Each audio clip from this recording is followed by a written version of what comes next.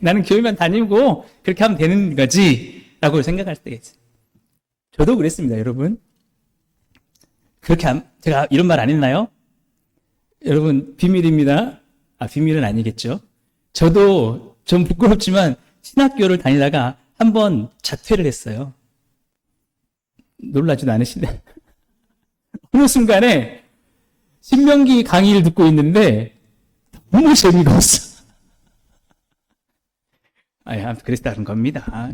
아무튼 그랬다는 거예요.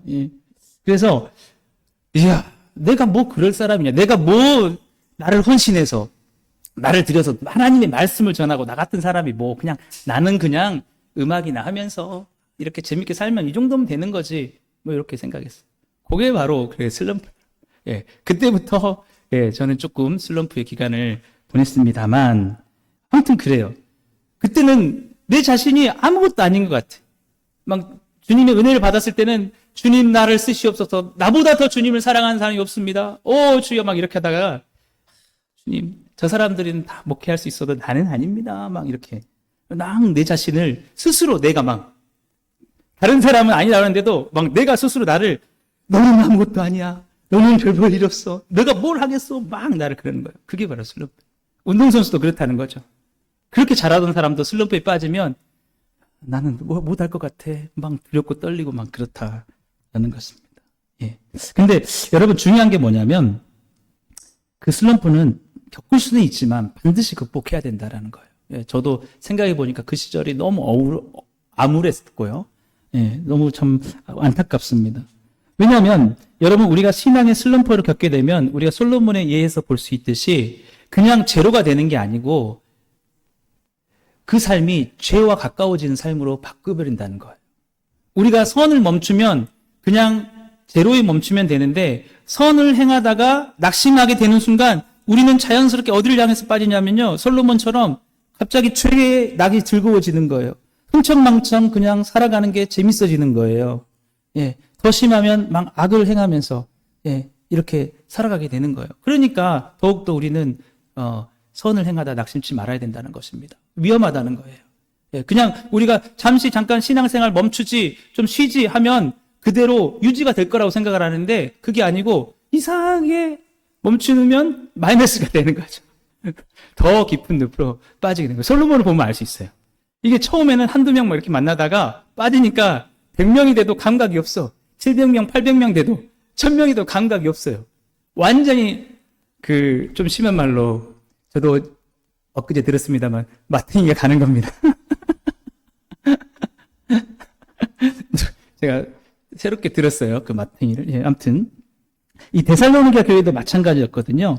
데살로니가 교회인들에게 왜 선을 행하다 낙심치 말라고 했냐면 그 데살로니가 교회 주변의 상황들은 어땠냐면 우상을 숭배한 사람들도 굉장히 많았고 유대인들의 핍박도 많았고 그 다음에 타락하고 방탕한 사람들도 많았어요. 그 속에서 정말 그것을 이겨내면서 신앙생활을 하고 있었는데 만약에 그들이 그것을 잘 하다가 너무 지치고 힘들다라고 해서 포기하게 되면 거기서 멈추는 게 아니라 그 다음에 뭐가 들어오냐면 그 우상 숭배의 문화가 그 자기한테 들어오는 거예요. 우리가 선을 향해서 싸우고 계속 달려가고 있지 않으면 그 상태에서 우리는 무방비의 상태로 바뀌는 겁니다. 그러면 주변에 있는 모든 안 좋은 문화와 죄의 습관들이 들어오게 되는 것이죠. 솔로몬도 마찬가지예요. 솔로몬도 이 여인들이 솔로몬의 그 비어져 있는 마음, 하나님을 향한 그 열심으로 전성기로 채워있던 마음에 그게 사라지니까 들어와가지고 그렇게 살 필요가 없어요. 이렇게도 살 수 있어요. 그래가지고 우리 아까 열왕기상 13장 11장 3절 말씀에 왕의 마음을 돌이켰더라. 그러니까 우리가 열심히 싸우지 않으면 우리가 그대로 멈춰 있는 게 아니라 슬럼프 가운데 있을 때 우리의 마음을 자꾸 세상에 돌려놓게 된다라는 것입니다. 그래서 사도 바울이 형제들아 잘하고 있지만 선을 행하다가 낙심치 말아라. 지치지 말아라. 지쳐서 좀 멈추고 싶어. 조금 쉬고 싶어. 이렇게 할 때 그렇게 되면 너희가 그냥 그대로 멈춰 있는 게 아니라 안 좋아지고 죄로 빠질 수도 있고 할 것이다. 라는 것이죠. 그래서 여러분들도 마찬가지입니다. 당장 신앙생활이 벅차고 힘들 수 있을 겁니다. 여러분, 그러나 그것을 버텨내고 끝까지 가야 되고 우리가 싸워야 되는 것은 그것이 않으면 우리가 더 퇴보할 수가 있기 때문에 그렇다는 거예요. 슬럼프를 겪는 운동선수도 마찬가지라고 해요. 자기가 다시 일어서지 못하면 그것으로 끝이 난다고 하더라고요.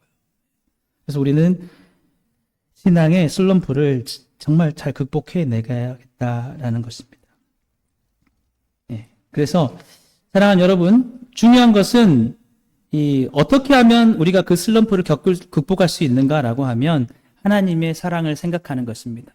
하나님을 생각하고 하나님이 나를 얼마나 사랑하시는가, 내가 얼마나 하나님께 사랑받는 존재인가를 깨닫는 것입니다. 솔로몬이 나중에 이제 정신을 차리죠. 그 노년에. 그래서 그가 이렇게 말합니다. 전도서 12장 마지막 말씀인데 같이 읽겠습니다. 너는 청년의 때에 너의 창조주를 기억하라. 곧 공고한 날이 이르기 전에 나는 아무 낙이 없다고 할 해들이 가깝기 전에 해와 빛과 달과 별들이 어둡기 전에 비 뒤에 구름이 다시 일어나기 전에 그리하라. 예.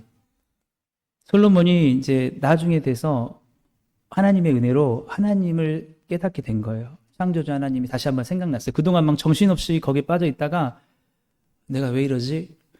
하나님이 계시는데, 하나님이 나를 창조하셨는데, 그 하나님이 나를 사랑하시는데, 그렇게 하니까 바뀌는 거예요. 하나님의 사랑을 받는 내가 도대체 지금 뭐 하고 있는 거였냐? 하나님이 나를 사랑하셔서 내게 지혜도 주셨는데 나는 그 지혜를 도대체 쓰지도 않고 이렇게 버려두고, 그러면서 솔로몬이 회개를 하는 겁니다.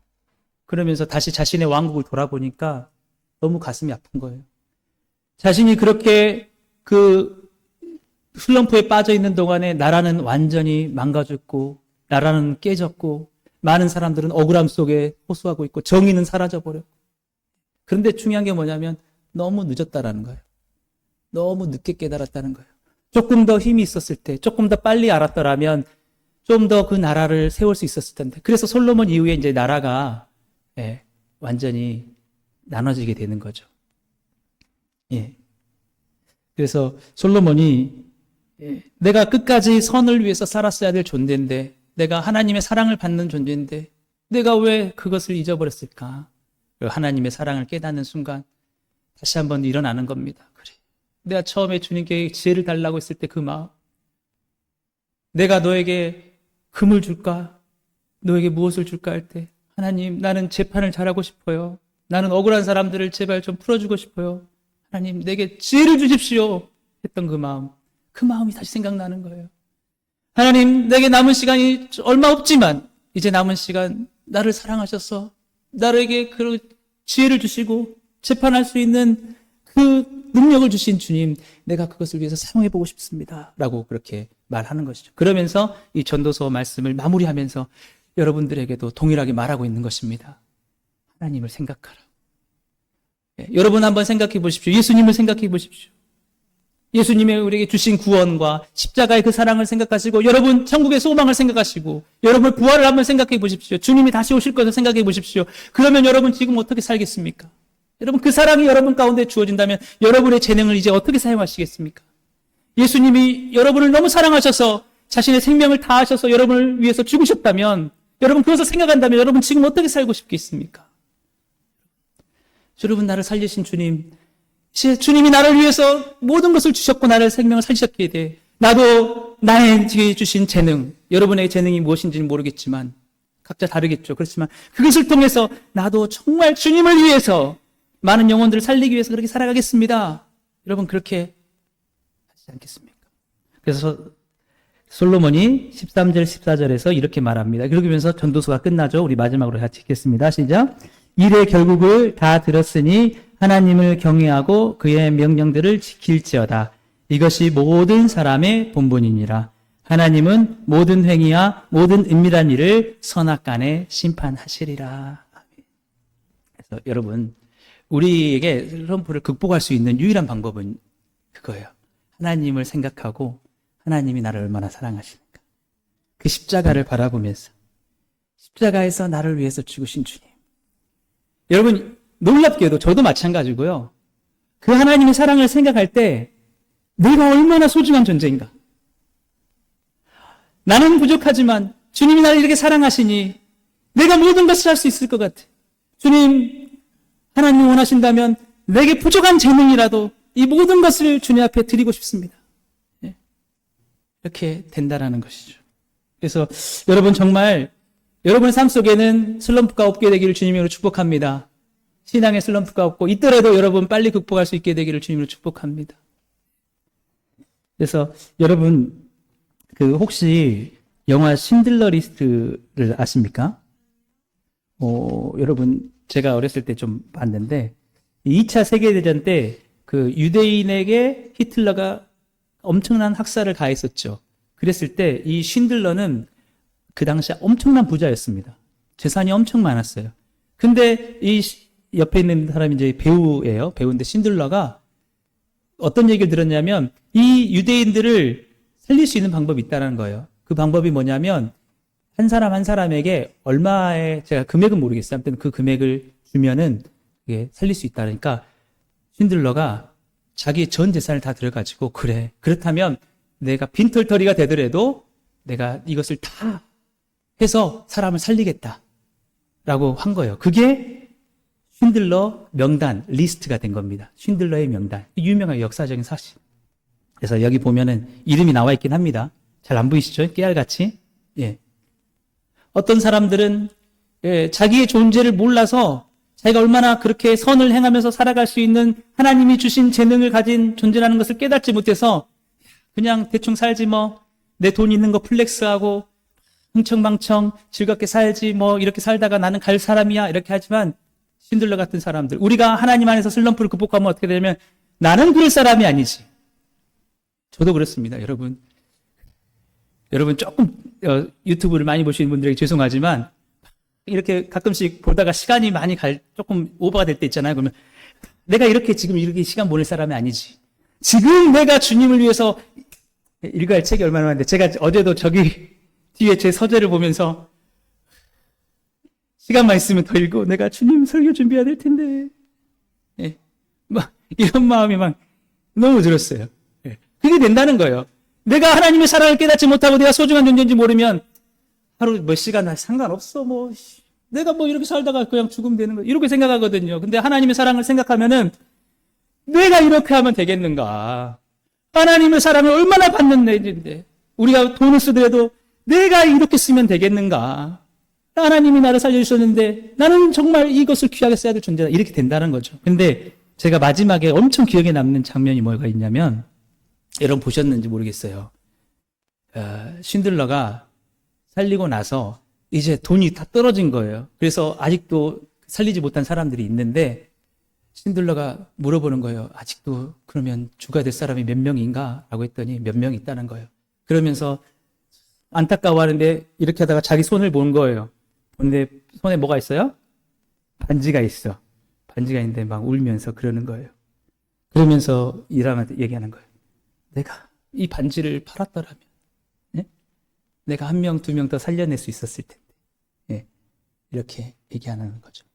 여러분, 우리가 우리 자신을 어떻게 생각하느냐에 따라서, 하나님의 사랑을 통해서 우리 자신에 대한 인식이 어떻게 바뀌냐에 따라서 우리 삶이 달라질 수 있다는 겁니다.